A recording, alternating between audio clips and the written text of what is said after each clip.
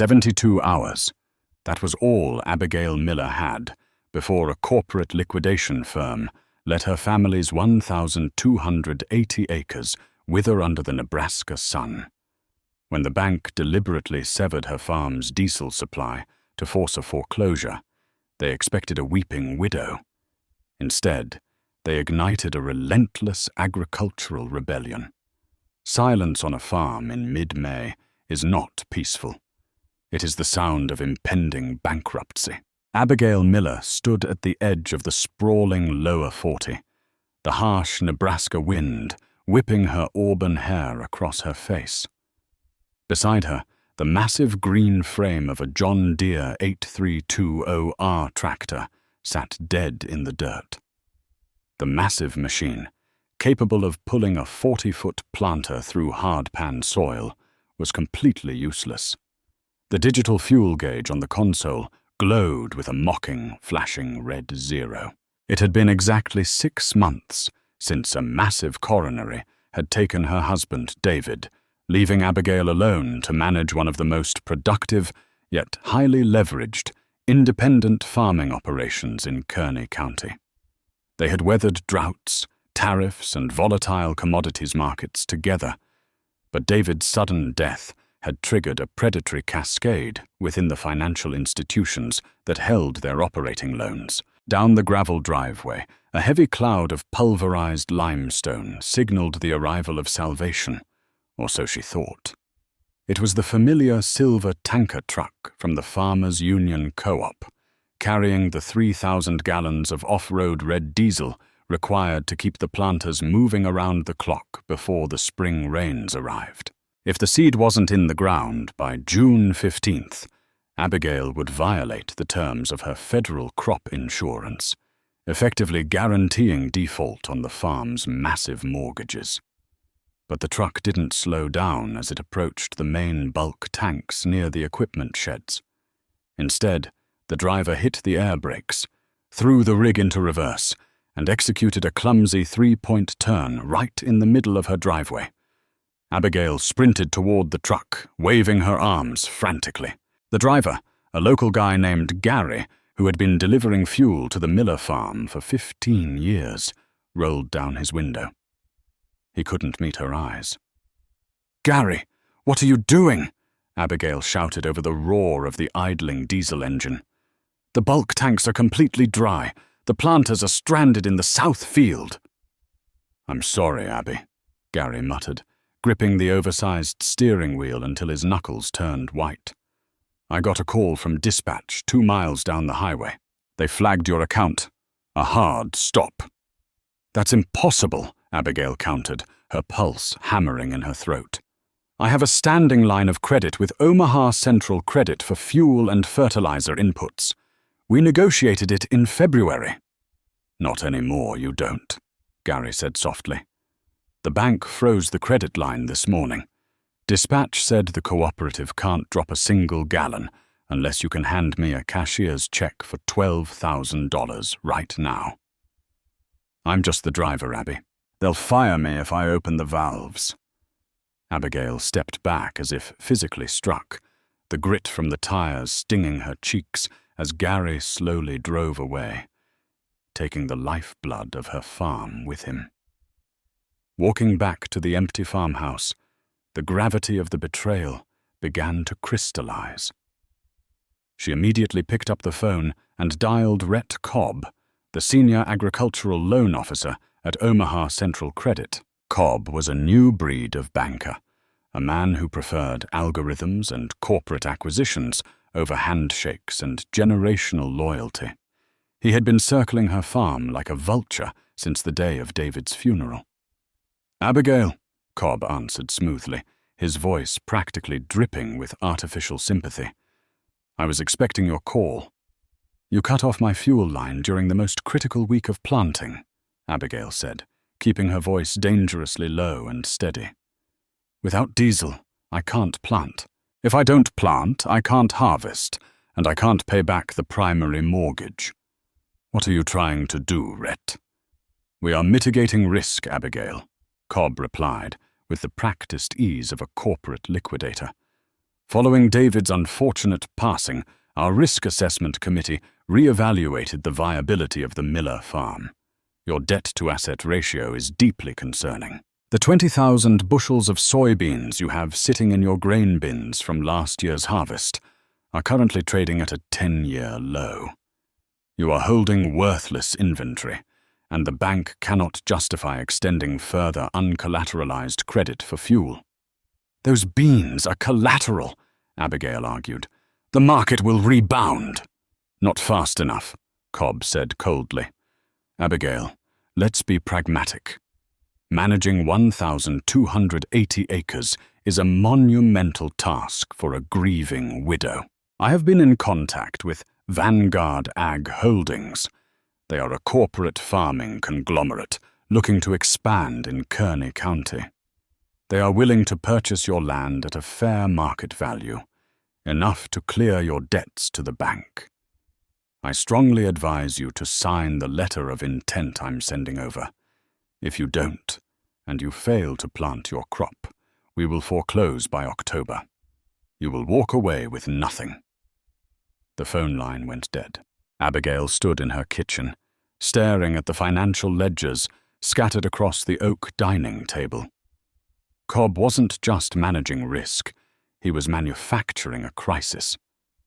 Vanguard Ag Holdings was likely offering the bank a massive premium behind closed doors to acquire her family's water rights to the Ogallala aquifer. Cobb was intentionally starving her of diesel to force a fire sale. She walked out to the towering, galvanized steel grain bins that dominated the farmyard. Inside sat 20,000 bushels of soybeans from the previous year. Cobb was right about one thing. The commodity market had crashed.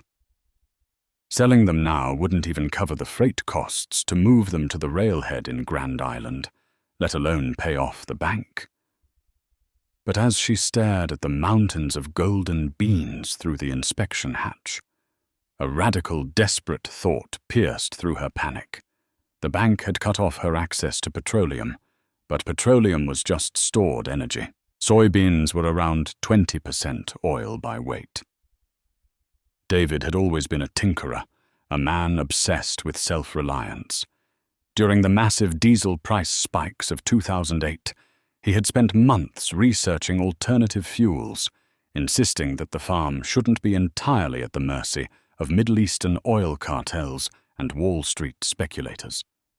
Abigail turned and jogged toward the oldest machine shed on the property, her boots kicking up plumes of dry soil.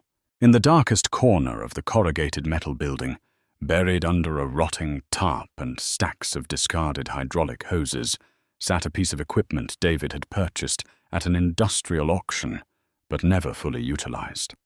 She grabbed the edge of the heavy canvas tarp and pulled it back, coughing as a cloud of dust billowed into the stagnant air. There it was, a commercial-grade, continuous-flow biodiesel processor. It was a chaotic assembly of stainless steel conical tanks, PVC piping, heating elements, and heavy-duty centrifugal pumps. It looked like an illegal moonshine still crossed with a high school chemistry project. David had never scaled it up because petroleum diesel prices had crashed shortly after he bought it, making the labor of pressing their own oil economically unviable. But economics had just shifted. Abigail didn't need to turn a profit on the fuel. She just needed the tractors to run. She didn't need a corporate pipeline. She was standing on 1,280 acres of the solution, and she was going to squeeze every last drop of defiance out of last year's harvest to save this year's crop. Making biodiesel from scratch is not a romantic endeavor. It is a brutal, dangerous, and highly volatile industrial process. Abigail knew she couldn't do it alone. She needed someone who understood fluid dynamics, pressure valves, and diesel mechanics. She needed Talon Fisher. Tommy was a 60-year-old chain-smoking mechanic who lived 2 miles down the county road. He had maintained the Miller family's equipment for 2 decades and harbored a deep, abiding hatred for corporate banks that squeezed independent farmers. When Abigail called him and explained what Rhett Cobb had done, Tommy was standing in her machine shed 20 minutes later, a half-chewed cigar clamped between his teeth, staring at the rusted biodiesel processor. "It's a Freedom 500 unit," Tommy said, wiping grease from his hands with a red rag as he inspected the plumbing. "Good hardware, mostly. But Abby, this isn't pouring vegetable oil into an old Mercedes. To run a modern John Deere with high-pressure common rail injection, the fuel has to be perfectly pure. If the transesterification process is off by even a fraction, you'll leave unreacted glycerin in the fuel. It'll turn into a solid block of white wax inside the fuel injectors. A new injection pump for the 832 OER costs $9,000. If we blow the engines, Vanguard Ag gets the land tomorrow." "We don't have a choice, Tommy," Abigail said, her jaw set in a hard line. "Can we get it running?" "We can get the processor running," Tommy replied, tapping the side of the main reaction tank. "But this machine only handles the chemistry. You have whole soybeans in those bins. We have to crush them first to get the raw oil. We need an industrial mechanical expeller press, and we need it yesterday." They spent the next 12 hours scouring online agricultural auction boards and calling every scrapyard within a 300-mile radius. Finally, they struck gold. An abandoned organic canola processing facility just over the border at Kansas had recently gone bankrupt. Tommy hooked his heavy-duty flatbed trailer to his Ford F-35. Drove through the night and bought a massive 3-ton continuous screw press for a fraction of its value, using the last of Abigail's personal emergency savings. By Wednesday morning, 48 hours into her 72-hour window, the Miller farm had been transformed into a makeshift refinery. They used an old grain auger to feed the soybeans directly from the silos into the hopper of the roaring screw press. The deafening screech of metal grinding against organic matter filled the barn as the immense pressure literally crushed the oil out of the beans.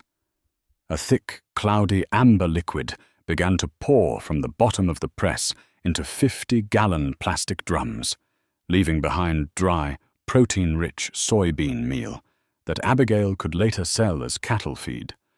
But raw, unrefined soybean oil is too thick and viscous to run in a modern diesel engine without catastrophic failure. This is where the chemistry had to be perfect. "Transesterification!" Tommy yelled over the noise of the press, strapping on a heavy rubber apron, safety goggles, and thick chemical gloves. "We have to strip the glycerin molecules out of the oil using a catalyst. We need methanol, and we need potassium hydroxide. Lye." Abigail had managed to secure a few drums of racing methanol from a local drag strip supplier and industrial lye from a soap-making wholesaler. The process was nerve-wracking. First, they heated a batch of the raw, filtered soybean oil in the main stainless steel tank to exactly 130 degrees Fahrenheit. In a separate sealed tank, Tommy carefully mixed the highly toxic methanol with the lye to create potassium methoxide, a highly reactive, dangerous chemical cocktail. "Stand back," Tommy warned, his hand hovering over the heavy brass release valve. "If this flashes, it'll take the roof off the barn." He slowly opened the valve, allowing the methoxide to flow into the heated soybean oil. The massive electric agitator kicked on, violently mixing the liquids together. Now, they had to wait. Hours bled into the night. Abigail sat on an overturned bucket, her eyes bloodshot, watching the reaction tank. She thought about Cobb sitting in his pristine, air-conditioned office in Omaha, likely drafting the foreclosure documents, completely unaware that the widow he had written off was currently refining highly combustible hydrocarbons in a dusty barn. When the sun broke over the horizon on Thursday morning, Tommy opened the settling tank. The chemical reaction had worked. The mixture had separated into two distinct layers. At the bottom was a thick, dark, syrupy layer of toxic glycerin. But floating on top of it was a beautiful, translucent amber liquid. Biodiesel. B100. "We need to wash it to remove any leftover soap and methanol, then dry it," Tommy said, his voice raspy from exhaustion. They misted the fuel with water, allowing the impurities to drop out, then heated it slightly to evaporate any remaining moisture. By noon, they had their first 200 gallons of usable fuel. It was time for the ultimate test. They weren't going to risk the $1 million John Deere 8320R just yet. Instead, Tommy backed an older, secondary tractor, a 20-year-old Case IH Magnum, out of the shed. They carefully pumped 50 gallons of the home-brewed B100 into the case's tank. Abigail climbed into the cab, her hands trembling so badly she could barely fit the key into the ignition. She took a deep breath, said a silent prayer to David, and turned the key. The starter motor whined loudly. Nothing. She tried again. The engine cranked, coughed a thick cloud of white smoke out of the exhaust stack, and then violently sputtered to a halt. "Damn it!" Tommy shouted, throwing his wrench onto the dirt floor. He scrambled up the side of the tractor and popped the hood, tearing into the fuel lines. A few minutes later, he emerged holding the primary fuel filter. It was completely clogged with a thick, white, waxy substance. "Soap," Tommy growled, wiping his forehead, leaving a streak of black grease across his skin. The titration was off. The raw oil must have had a higher, free fatty acid content than we measured. The lye reacted with the acids and literally made soap right inside our fuel batch. It instantly plugged the filter. "Abby, if we put this batch in the main planters, we'll destroy the entire fleet." Abigail stared at the ruined filter, the heavy weight of exhaustion and despair finally threatening to crush her. They had less than 24 hours left to get the planters moving. Just as the silence settled over the barn, a shiny black Cadillac Escalade pulled slowly into the farmyard. Abigail watched through the barn doors as Rhett Cobb stepped out of the driver's side, wearing a tailored suit that looked entirely alien against the backdrop of the dusty Nebraska farm. From the passenger side emerged a man in a crisp polo shirt bearing the corporate logo of Vanguard Ag Holdings. They had come to appraise the corpse of the Miller farm. Abigail didn't cry. The panic evaporated, replaced by a cold, crystalline fury. She looked at Tommy, who was gripping a heavy crescent wrench like a weapon. "Tommy," Abigail said, her voice eerily calm as she unlaced her chemical gloves. "Clean the tank, recalibrate the titration. We are going to run another batch, and we are going to get it right. They are not taking my farm." Rhett Cobb buttoned his suit jacket as he stepped over the rutted tracks in the gravel, his polished leather shoes instantly coated in a fine layer of dry topsoil. Beside him walked a younger, aggressively groomed man carrying a leather portfolio. Arthur Pendleton, the acquisition director for Vanguard Ag Holdings. They walked toward the machine shed, like men arriving to collect the keys to a repossessed car. Abigail stepped out of the barn, blocking the wide sliding doors. Behind her, the sharp, chemical stench of methanol and raw soybean oil drifted into the humid morning air. "Abigail, I see you are busy," Cobb said, flashing a tight, condescending smile. "Allow me to introduce Arthur Pendleton. We've brought the letter of intent. Arthur is prepared to offer you an extremely generous exit package. It covers the mortgages, the outstanding equipment loans, and leaves you with enough equity to purchase a nice condominium in Lincoln. Pendleton held out an expensive embossed pen. It is the best possible outcome for a tragic situation, Mrs. Miller. Farming at this scale is simply too demanding for a single operator. Abigail didn't look at the pen. She stared dead into Cobb's eyes. You severed my diesel supply to engineer a default, Rhett. You knew Vanguard wanted our water rights, and you manufactured a crisis to get a commission on the liquidation. Cobb's smile vanished, replaced by a cold sneer. Those are wild accusations, Abigail. You are over-leveraged and out of time. Sign the paperwork.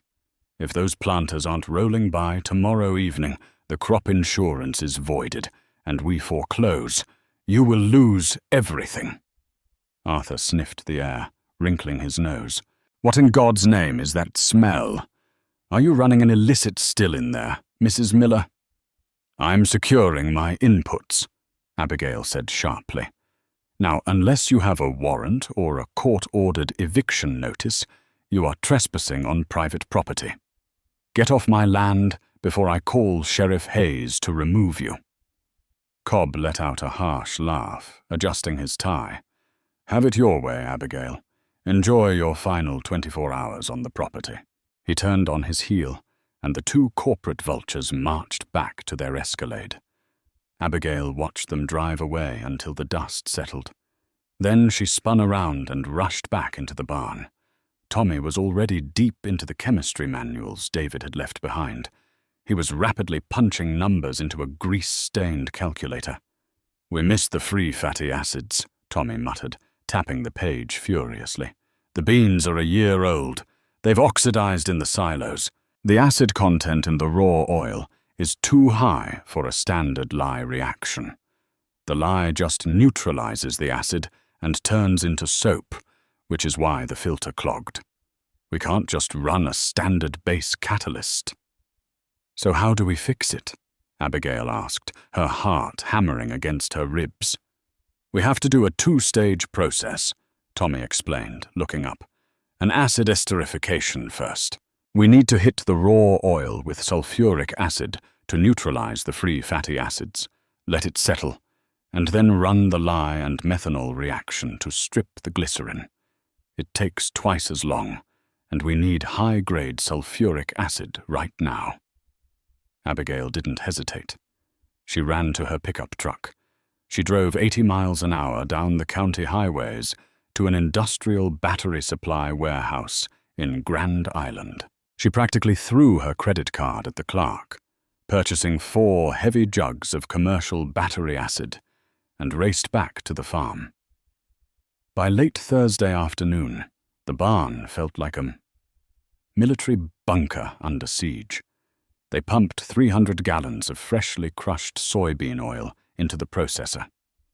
Tommy carefully measured the sulfuric acid and methanol, initiating the first stage. They had to maintain the temperature at exactly 140 degrees for 2 hours, watching the temperature gauges like hawks.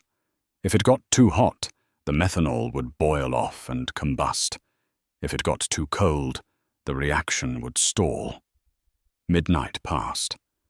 The exhaustion was a physical weight, dragging at Abigail's bones. She drank bitter, cold coffee from a thermos, her eyes fixed on the stainless steel conical tank. At 3 a.m., Tommy initiated the second stage, introducing the lye mixture. Now we pray, Tommy whispered, shutting down the massive electric agitators. They sat on overturned buckets in the silence of the barn, listening to the ticking of the cooling metal tanks. The chemical reaction was happening invisibly behind the steel walls. At dawn on Friday, the day of the federal planting deadline, Tommy opened the sampling valve on the settling tank. He caught the liquid in a clear glass mason jar. Abigail held her breath. The liquid was a brilliant, translucent gold. At the bottom of the tank, a heavy layer of dark, sludgy glycerin had separated perfectly.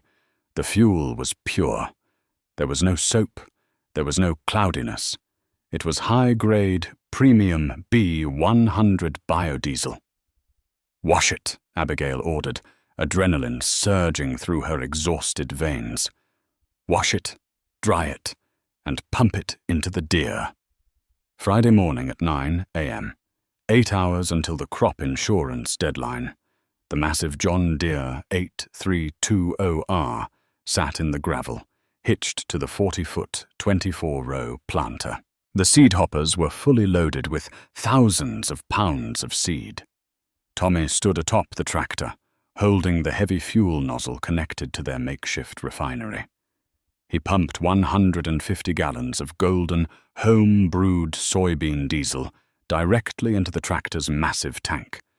He jumped down and gave Abigail a thumbs up.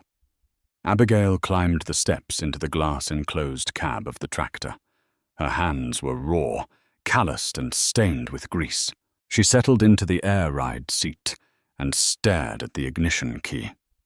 This was the moment.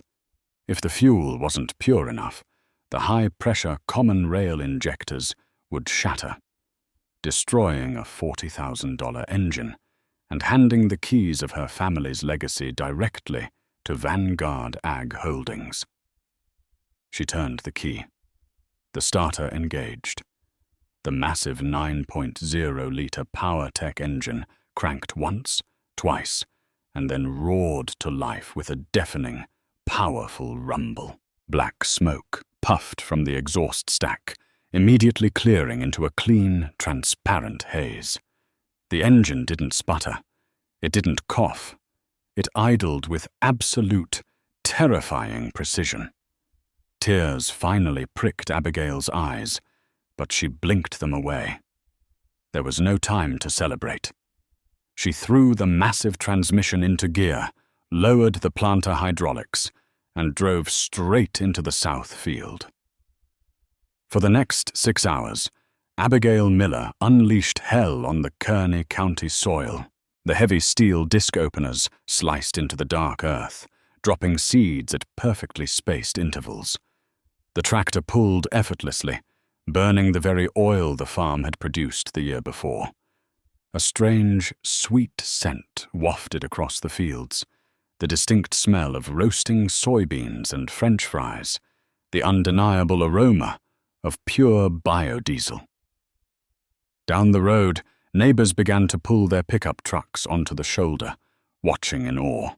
Word had spread through the co-op that Omaha Central Credit had cut Abigail's fuel. Everyone assumed she was finished. Yet here she was, running a 1,000-horsepower operation purely on agricultural defiance.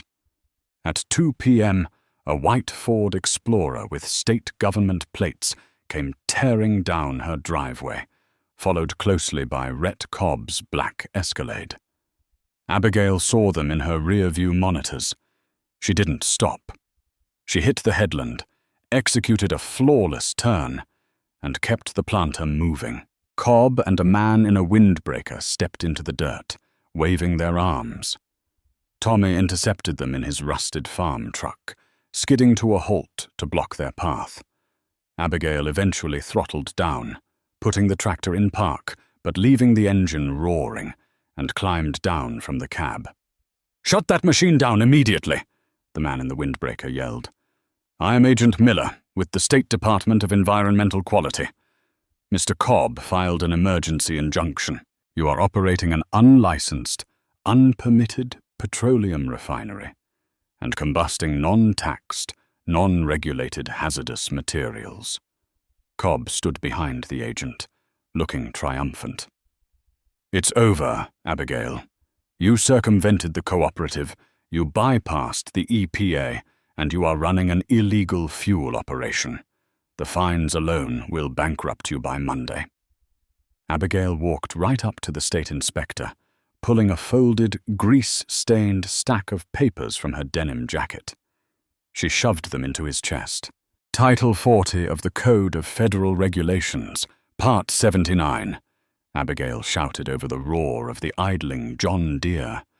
"Under the Environmental Protection Agency's agricultural exemptions, An independent farmer is legally permitted to produce up to 500,000 gallons of biofuels annually for personal on-farm use without registering as a commercial refinery, provided the feedstock is grown on the premises. I am combusting my own crop, on my own land, in my own tractor. The inspector blinked, unfolding the papers. He scanned the highlighted legal text. He looked at the paperwork, then looked at the tractor, and finally looked at Cobb. "She's right," the inspector said, his authoritative tone collapsing. "As long as she isn't selling it on the public highway, this is completely legal under the agricultural exemption." "What?" Cobb stammered, his face draining of color. "That's impossible. She's handling methanol, which she purchased legally and is storing safely in agricultural outbuildings," Sheriff Hayes said, pulling his cruiser up behind Cobb's Escalade and stepping out, resting his hand casually on his belt. "Seems to me, Rhett, you filed a false regulatory complaint to harass a widow during planting season. I suggest you get your shiny boots off her property before I arrest you for criminal trespassing." Cobb's mouth opened and closed silently. The predatory banker looked from the massive, rumbling tractor to the unyielding woman standing before him. He realized in that singular moment that he had fundamentally miscalculated the sheer willpower of a farmer backed into a corner. He turned and marched back to his car, defeated. Abigail didn't watch him leave. She climbed back into the cab of the tractor, pushed the throttle forward, and continued planting. By 4:45 p.m., exactly 15 minutes before the federal crop insurance deadline, the last row of seeds was buried in the Nebraska topsoil. 3 days later, the spring rains arrived, soaking the freshly planted fields. With the crop officially in the ground and insured, Omaha Central Credit lost all leverage.